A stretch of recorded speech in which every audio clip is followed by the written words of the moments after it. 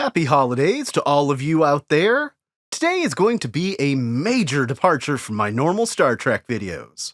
Unfortunately, Trek is one of the only long-standing franchises to never do a Christmas special. But over the past month, my family and I have watched 50 Christmas movies and specials, and I thought it would be fun to rank them. This is by no means an exhaustive list, just a few of our favorites we already owned, and a bunch of older random specials I've never seen to round this out and give it broad appeal. We'll be starting with the worst. At number 50, We Wish You a Turtle Christmas. Considering in 1994, when this came out, I had already been hooked on all things TMNT for half my life at that point. But somehow I managed to dodge this particular bullet till this Christmas season. Clearly, the powers that be gave a small production team a couple of bucks and a quart of eggnog and said, do a cash grab for the Christmas season involving the turtles. The special is all songs, and they're all really bad. Then there's poor Splinter. That costume, and I use that term loosely, seems to be just random clippings from a barbershop glued onto someone. It doesn't feel like there was any real effort put into this 22-minute special. Number 49, The Star Wars Holiday Special. 1978 is wishing you a happy life day. I went into this thinking there couldn't possibly be anything worse than this weird attempt at a holiday special during peak Star Wars, but unlike the Turtles, this actually feels like someone put thought and care into it. In fact, it was clearly overthought while on a bunch of 70s drugs. The late Carrie Fisher said in recent years, she doesn't even remember doing it, if that tells you anything. It at least has a complete story going on, albeit bad. The first 15 minutes are nothing but Wookiee noises, and much of the rest of the special is a postmodern art piece. It's an hour and 20 minutes of your life I don't recommend wasting. Number 48, The Cher Christmas Special. In 1975, Cher was recently divorced and decided to do a special on her own. It starts with her seemingly too white-cheddared out to actually seem impressed with her own daughter being sweet about Christmas, and a clearly non-scripted opening. She doesn't seem to know what to do with her kid. She has a wardrobe change approximately every 30 seconds, and at least Red Fox tries to save this train wreck with a couple of sketch comedy bits, which mostly falls as flat as Cher's songs. This thing drags on so hard. Number 47, An All Dogs Christmas Carol. One of my favorite movies is All Dogs Go to Heaven, and half the list is seemingly a version of A Christmas Carol, this being the worst of both. First off, this is based on the All Dogs TV show, not the movie, which is quite a bit more of a mediocre cartoon. The songs are the worst part, being sung by people like Dom DeLuise and Ernest Borgnine towards the end of their careers, and it really shows. It adds nothing to the classic Christmas Carol formula, and doesn't even hold the attention of its target audience, children. Number 46, The Smurfs Christmas Special. This is pretty much just another episode of The Smurfs with a hint of a Christmas twist. I have very little to say about this, it's just an obligatory Christmas episode in a long-running show's episode list. Number 45, Punky Brewster Christmas in July. I watched the entire run of Punky Brewster as a kid. Or so I thought. It wasn't till this Christmas season I became aware that there was a short-lived animated Punky Brewster that ran in parallel in the mid-80s. This show is bizarre. Punky has a magic creature that lives in her backpack that takes her and friends from wearing swimsuits in July to the North Pole for some reason, and they almost ruin Christmas for the world. This one is just plain weird. Number 44, Christmas in Connecticut. This ranking is for the 1992 version with Kris Kristofferson.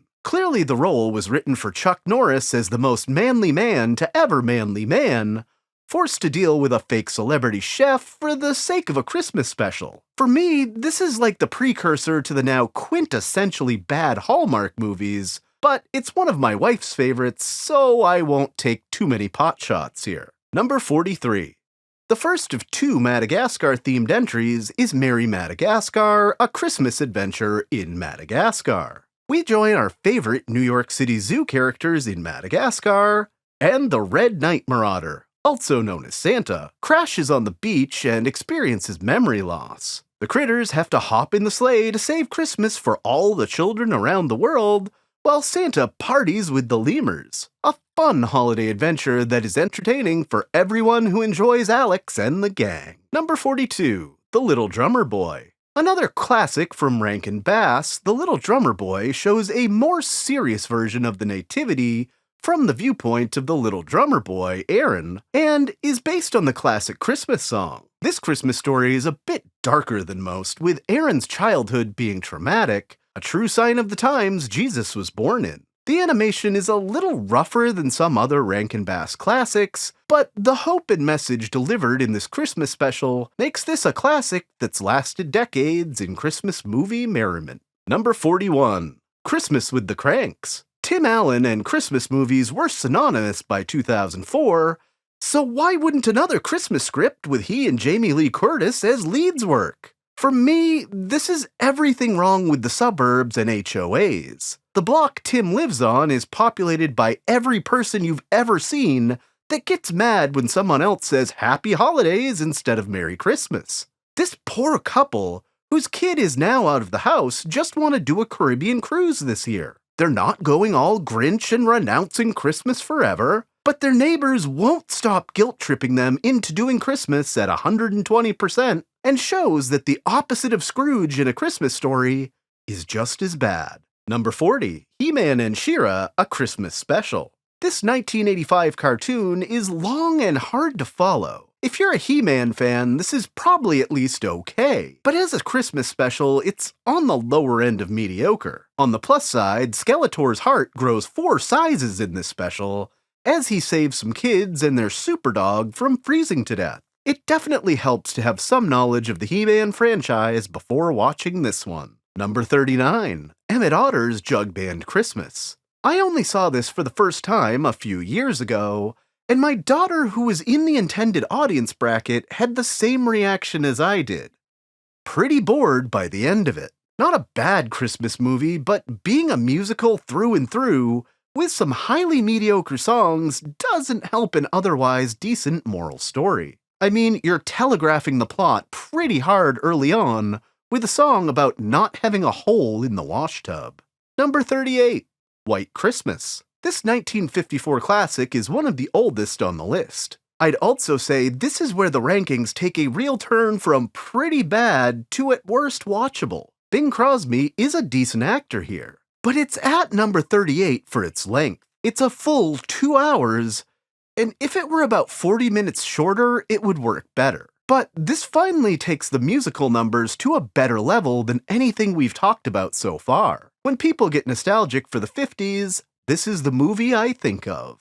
Number 37, Santa Claus is Coming to Town. Another Rankin Bass joint that tells Santa's origin story. The whole Christmas Nazi thing going on with Burgermeister Meisterburger and his hatred of children playing with toys is weirdly over the top. The Winter Warlock with oddly specific powers is kind of lame. I mean, for a stop-motion doll, the future Mrs. Claus, Jessica, is pretty hot. Don't tell Santa I said that! But otherwise, pretty mid for the most nostalgic Christmas special production company ever. Number 36, Night Court. Santa Goes Downtown. This is the first of 3 Night Court specials on this list, and the second episode of Night Court ever in 1984. A pre-Back to the Future Michael J. Fox learns the true meaning of Christmas and stops being such a moody teenager. And oh yeah, the real Santa is a dude in a New York City old folks home. One of the 80s best comedies marries some good moral lessons with great fun. Number 35, Dolly Parton Christmas at Home. The version of Christmas specials where a celebrity hosted a thing their own way was kind of on its way out, and largely died out in the 90s. But not before one of the best of them at the beginning of the decade. Dolly Parton is delightfully charming as always, and sings some great songs. What I like about it is when she says with family and friends, It's not just other rich celebrities, but her real family and friends, and it feels more real and authentic than, say, Cher doing the same format 15 years before. Number 34. The Pink Panther, A Pink Christmas. This is purely a fun animated classic, not much to say about a cartoon with no words other than pretty serviceable as a special for kids. Number 33. A Christmas Carol, the 1971 animated television special. With all the versions on this list, this one adds more to the story than Dickens originally intended. There's parallel plots going on with Scrooge's nephew and his former love, Belle. In most classics, purism is usually appreciated, but for a property that has a ton of Dickens purist versions, it's nice to add a bit to the story. Fun fact, this is the only version of A Christmas Carol to win an Oscar. Number 32. Beavis and Butt-Head Do Christmas. I love how this two-story special turns the traditional wonderful life tropes on its head. Rather than showing Butt-Head why he should live, he's shown how literally everyone in town, including Beavis, would be infinitely better off if he'd never been born. Beavis is treated to the other holiday-heavy A Christmas Carol, which plays out a little more traditionally, but he learns nothing from the experience except that he's destined to be the manager of Burger World someday. I even love the sexually charged letters to Santa Butthead in between the stories. Number 31. The Penguins of Madagascar in A Christmas Caper. Released following the original Madagascar movie, this Christmas story follows the penguins' adventures through New York City to find Private, who has been mistaken for a Christmas toy, and save Christmas. For only 12 minutes, this film packs in a ton of laugh-out-loud holiday hijinks that will get everyone streaming tears of Yuletide joy. Number 30. A Garfield Christmas. One of my wife's favorites, but for me, pretty middle of the road. I love Garfield in general, but the songs in this version kind of kill it for me, even if the Home for Christmas dealing with John's family is reasonably funny as an overall plot. The classic sarcasm of Garfield shines in this holiday episode, and his interactions and love of John's grandma is the star of the special. Garfield discovers the true meaning of Christmas while eating to excess and enjoying a good old-fashioned Christmas down on the farm. Numbers 28 and 29. A Very Merry Red-Green Christmas and A Wonderful Red-Green Christmas. I've crammed these two entries together because they're both about as good as each other and is just standard fare for the Canadian comedy team. It's a very dad joke Christmas, and if you don't like one part, just wait till the next sketch. There's some decent humor to liven up the mood and get you in the Christmas spirit. Number 27. Merry Christmas, Mr. Bean. The 1992 episode of the short-lived but much-loved show managed to get one Christmas episode going, and early on, the scene when Bean does a hilarious noises version of the Nativity had me dying laughing the hardest I have this Christmas season. Poor guy does exactly what his nonverbal girlfriend communicated badly and still can't win. Numbers 25 and 26. Night Court Let It Snow and The Last Night Court Before Christmas. Let It Snow is one of Night Court's funniest episodes as the gang is snowed in during a blizzard. First, the heat won't turn off, and then they lose their heat altogether, as the giant bull turns into a bullsicle. The Last Night Court Before Christmas is a little more serious and Christmassy. Bull accidentally donates tens of thousands of dollars worth of toys, which is actually stolen evidence from a toy store, to a Toys for Tots type organization. Compounding this mistake, Roz won't comply with the judge's orders to go get all the presents back at the demand of the store owner, and the elf-dressed bailiff ends jailed. A toy store owner that literally takes toys out of orphans' hands makes Scrooge look like a saint. Even the morally dubious Dan finds a line he's not willing to cross. This is a great 80s show, and I can't recommend it enough, with multiple wonderful Christmas episodes. Number 24. Miracle on 34th Street. We're talking the 1994 version with the amazing Elizabeth Perkins. This is another one that's almost 2 hours and is a little long for me for what it is. The whole trial of who Santa is takes up a surprisingly small amount of the runtime, though, is the most interesting part. It's nice and heartfelt, if a little drawn out in parts. Number 23. Rudolph the Red-Nosed Reindeer. One of the better specials in the Rankin Bass catalog as far as I'm concerned. It was always my favorite to come on TV every year as a kid, and it still holds up today. Rudolph's origin story is far more interesting than Santa's, and feels fantastical rather than a World War II epic. The songs are classic, as are the characters. A must-watch for every holiday season. Number 22. The Grinch That Stole Christmas. This is, of course, for the 1966 animated classic. This one didn't hold my attention as a kid, but it's grown on me over the years. A true redemption story in only the absurdest way Dr. Seuss could tell it. It's not just a Christmas story, but one of an outsider becoming accepted. It could be viewed as an autistic person learning to deal with the world around them.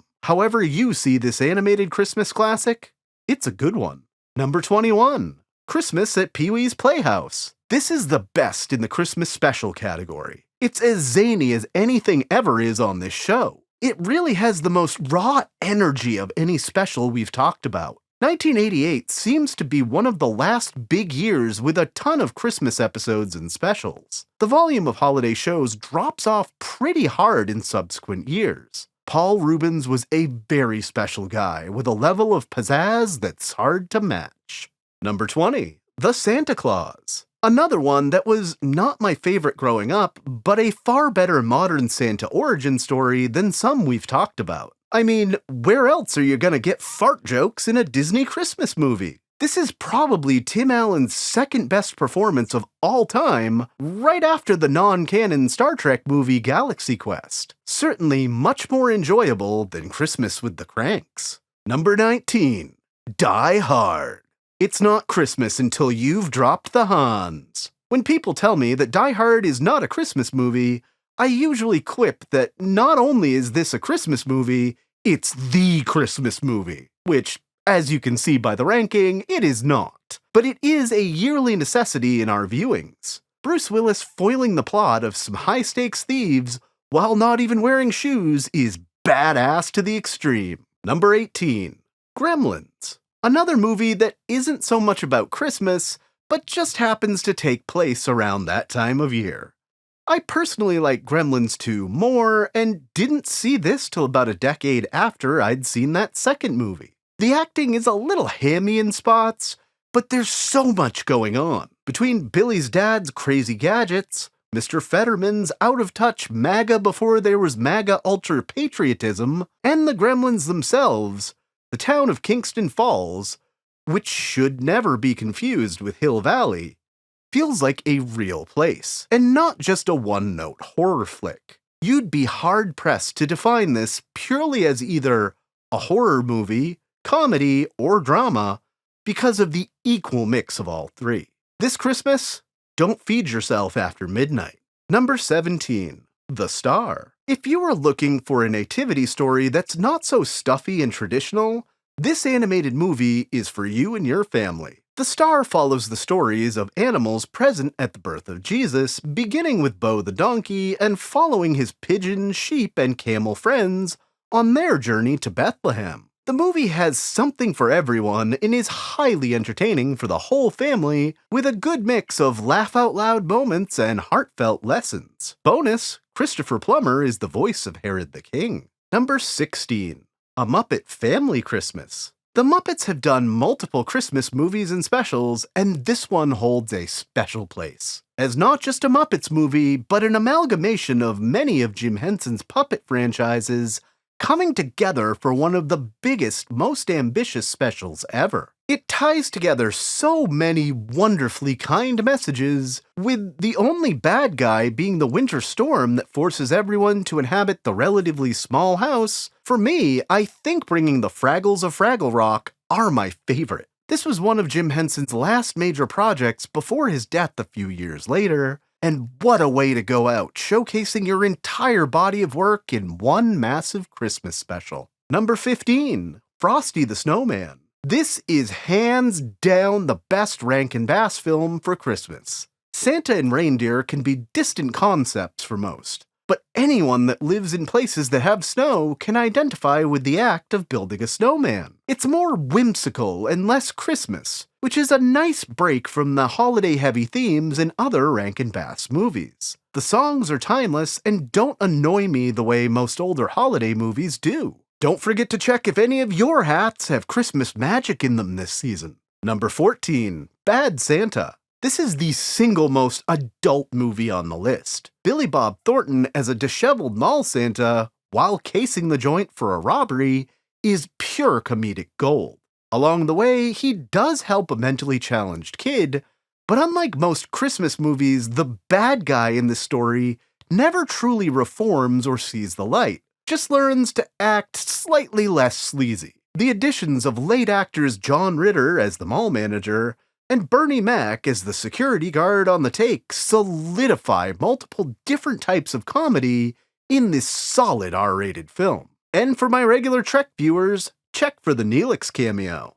Number 13, The Muppet Christmas Carol. And yet another Christmas Carol adaptation, but done super well, despite being done with a troupe of famous puppets. It doesn't stray far from the original Dickens, except where it masterfully mixes in Muppet tropes. The roles each Muppet is cast in make perfect sense all the way around, and Michael Caine's casting as Scrooge is kind of perfect. While the Muppets are playing the story for laughs, Caine is playing Scrooge super seriously, which honestly makes the comedic bits that much funnier. If you're introducing a youngster to Dickens, this should definitely be baby's first Christmas Carol. Number 12, Home Alone 2. Follow-ups to big box office takes are usually blatant cash grabs that fail to capture what made the original great. Home Alone 2 is definitely one of the few films to buck this trend, and even improves in some places. The quick and punchy nature of each scene and joke really tightens up what made the original a hit. It's got enough adult jokes and wit to bring the older generation in, and making average kids feel like they can be the hero of a story is captivating. Number 11, Elf. There is a Will Ferrell movie that's not painfully mediocre, and it involves him in a silly costume singing Baby It's Cold Outside while creeping in a ladies' locker room. Nothing weird there at all. Aside from this one questionable yet funny scene, this story of a human raised by Santa's elves really works as a new concept in the Christmas special space. The redemption arc of Buddy's father feels real as far as Scrooge-like characters go. It has a great overall message about Christmas spirit. We've made it to the top 10 with the Quantum Leap episode, A Little Miracle. This is the last television show doing a Christmas episode on this list. And while it's just another Christmas Carol story at its core, it's a good modern look at the concept. Most of all, Dean Stockwell is hands down the best Ghost of Christmas Future. Far from the silent and serious version we're used to, he chews the scenery so hard that it makes Charles Rocket's fear seem more real. This version of Scrooge is well-rounded as a character and doesn't just feel like a fictional character. Quantum Leap is one of my favorite shows ever, and it's fitting it takes the title of Best Television Christmas Episode. Number 9, It's a Wonderful Life.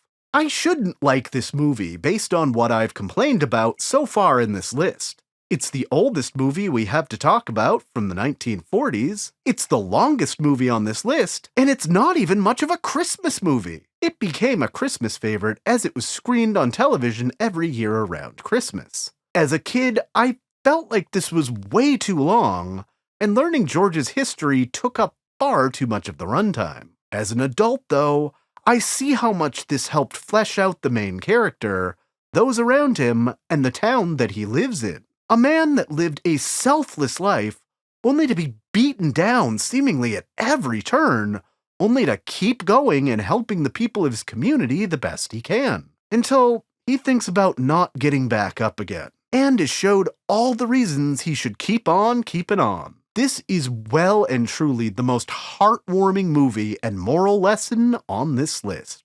Number 8, Four Christmases. For a wildly non-standard Christmas story, this one is both funny and highly pertinent in today's world. How do you deal with estranged family? or even those you love during the holiday season, especially if you have multiple Christmases to appease people by going to. There's no real villain or good guys in this story, just a bunch of neutral everyday folks, some of which do learn some things about being better people, but it's not so much the moral lesson as the pure comedy that makes this movie what it is. Number 7.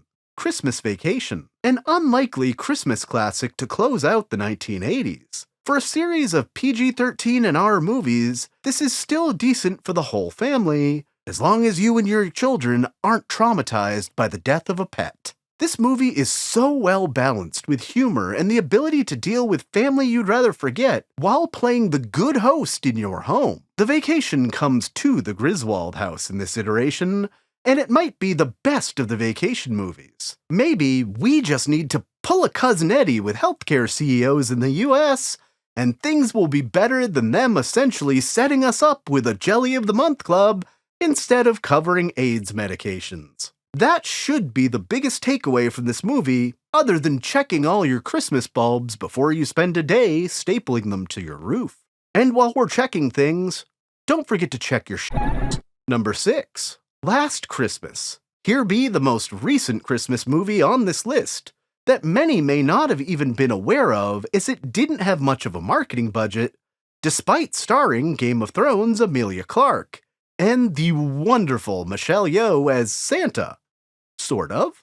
I'd hate to give too many spoilers, but it takes the song of the same name quite literally and follows a woman who's kind of given up bettering herself even after a second chance at life through a heart transplant. It ends with a Twilight Zone level twist that leaves me in tears every time I see this. I mean, I'd watch Michelle Yeoh read a phone book and give it a 10 out of 10, but the performances here are wonderful and heartfelt, with redemption messages not just about elites realizing they were bad people, but about average people realizing they can be something better than they currently are. Number 5. A Christmas Story. This has become quite the cultural phenomenon of a movie due to being played on a 24-hour loop every Christmas. Considering this is a family film, it actually has more adult humor and language than the PG rating would indicate. There's both good fun and serious lessons to be learned, with a heap of nostalgia for Christmases past. Number 4. Jingle All the Way. Proving Arnold Schwarzenegger can do comedy for the whole family. This is honestly more interesting than it has any right to be. The acting is a bit hammed up at times, and the message of consumerism being the centerpiece of Christmas should be shameful, yet somehow a great movie manages to shine through. This was unfortunately one of Phil Hartman's final big screen projects, and almost outshines the actual stars of the film, proving that sometimes all you need is Italian salad dressing. Number 3. Home Alone. Though it took someone selling their soul to Satan to get the grosses up on this very fine movie that deserves its high ranking on this list. This movie may have the most quotable one-liners of any movie in history. Even if this was John Hughes' final marketable original thought, it's a heck of a way to finish up an amazing writing and production career. The movie really resonates with kids, as they can see themselves in the role of Kevin thwarting the bad guys on his turf. It's also got a great message about overcoming fears both real and perceived. Though the days of slapstick comedy had been long over, this movie that focuses heavily on the pain of others really works as a Christmas movie. Number 2. A Christmas Carol. For this entry, we're talking about the 1999 version starring Patrick Stewart. It gives the 1938 version a run for its money in the Dickens authenticity department. It may be my obvious love for Patrick Stewart that lands this so highly in these rankings, but I do honestly feel like this is the absolute best portrayal of Scrooge as a character. There's some interesting classic British holiday songs randomly thrown around that help bring this to life in an otherwise by-the-book reading of the original novel. I appreciate that there's no narrator to distract us here also. For a made-for-TV version, this is so well done and high quality. Before we get to the top Christmas movie, if you've enjoyed the content, The best Christmas present you all could give is clicking the like and subscribe button. Also, I'm going to throw in a little bonus content here. While New Year's movies aren't a major category, for your post-Christmas watching, I highly recommend 1995's